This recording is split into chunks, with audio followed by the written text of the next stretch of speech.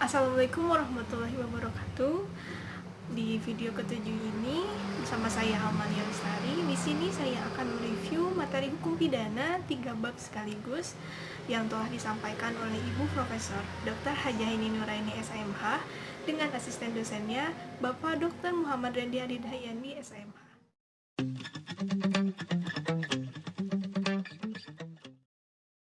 Masuk ke bab yang pertama dengan subjudul hukum pidana. Nah, hukum pidana atau dalam bahasa Belanda strafrecht merupakan hukum publik yang mengatur antara perseorangan atau individu dengan negara. Nah, hukum pidana ini terbagi menjadi dua, yaitu hukum pidana material dan hukum pidana formil. Hukum pidana material adalah hukum yang mengatur atau yang berisi larangan atau keharusan bagi setiap orang untuk menaati setiap peraturan yang telah dibuat. Nah, menurut Profesor Muljatno, hukum pidana material terbagi menjadi 3. Yang pertama adalah perbuatan pidana atau criminal act. Yang kedua adalah pertanggungjawaban pidana atau criminal responsibility.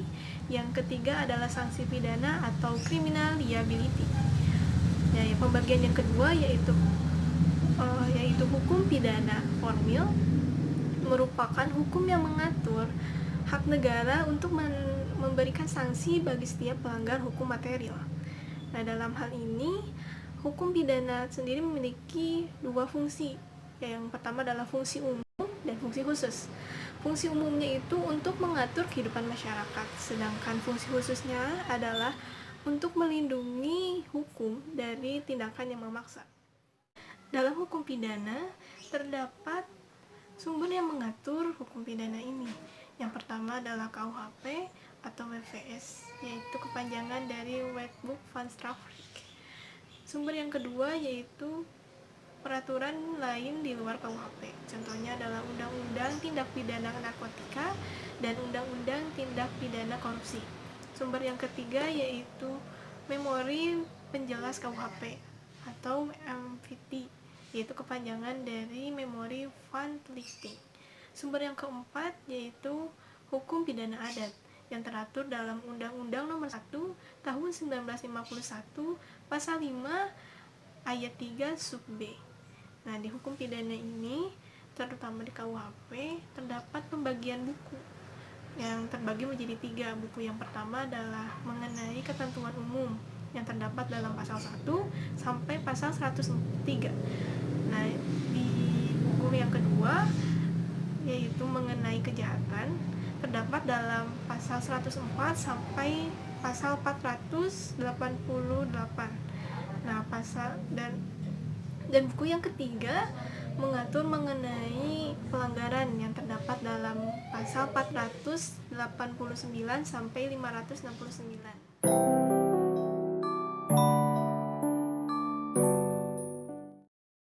Masuk ke bab yang kedua dengan subjudul tindak pidana atau dalam bahasa Belanda yaitu strafbarvet atau delik.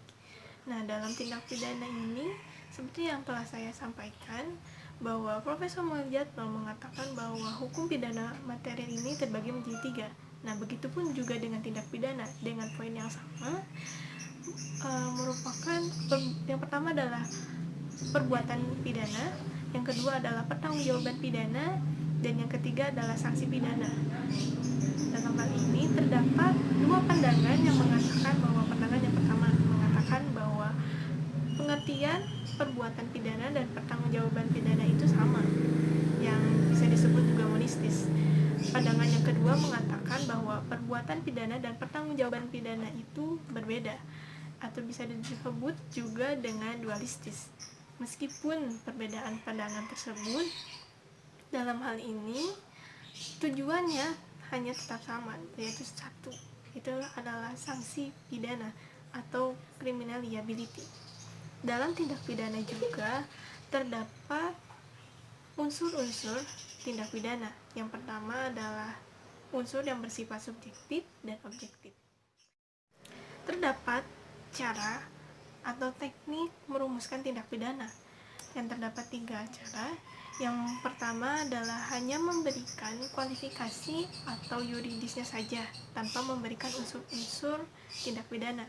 Yang kedua adalah hanya memberikan unsur-unsur tindak pidana tanpa memberikan klasifikasi atau yuridisnya. Yang ketiga adalah memberikan unsur-unsur tindak pidananya dan klasifikasi atau yuridisnya. Nah, dalam tindak pidana juga terdapat subjek pidana, yaitu manusia dan kooperasi. Kooperasi adalah kumpulan orang berbadan hukum.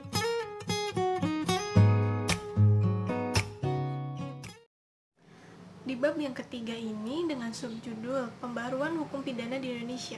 Dalam pembaruan hukum pidana di Indonesia terdapat 4 alasan. Yang pertama adalah alasan politis, yang kedua adalah alasan sosiologis, yang ketiga adalah alasan praktis, dan alasan adaptif. Nah, di pembaruan hukum pidana juga terdapat 5 cara pembaruan hukum pidana.